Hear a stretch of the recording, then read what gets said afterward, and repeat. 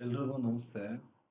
ಇವತ್ತು ಈ ಪ್ರಪಂಚದಲ್ಲಿ ನಡೀತಾ ಇರೋದಾಗ್ಲಿ ಅಥವಾ ನಮ್ಮ ದೇಶದಲ್ಲಿ ನಡೀತಾ ಇರೋದಾಗ್ಲಿ ಯಾವುದಕ್ಕೂ ಬೆಲೆ ಇಲ್ದಂಗೆ ಆಗ್ಬಿಟ್ಟಿದೆ. ಅದರಲ್ಲೂ ರೈತರಿಗೆ ಅಂತೂ ಬೆಲೆನೇ ಇಲ್ಲ. ಮೆಕ್ಕೆಜೋಳ ಬೆಳೆದಿರೋ ಬೆಲೆಗೆ 1300 1200 ರೂಪಾಯಿ ಕೇಳ್ತಿದ್ದಾರೆ. ಅದೇ ಹೊರಗಡೆ ಹೋದ್ರೆ ಅವರು ಏನು ರೇಟ್ ಹಾಕಿರ್ತಾರಲ್ಲ, ಚಾಕ್ಲೇಟ್ ಬೆಲೆ ಆಗಲಿ ಏನೇ ಆಗಲಿ, ಅದಕ್ಕೆಲ್ಲ ಅವ್ರು ಹಾಕಿದ MRPನೇ. ಈಗ ರೈತರಿಗೆ ಎಲ್ಲಿದೆ ಸ್ವಾಮಿ ನ್ಯಾಯ? ಯಾರು ಬರ್ತಾರೆ ಅಂತ ನಮ್ಮ ದೇಶದಲ್ಲಿ ಪ್ರಭಾವಿ ಯಾರು ಇಲ್ಲ. ತುಂಬಾ ವೇಸ್ಟ್.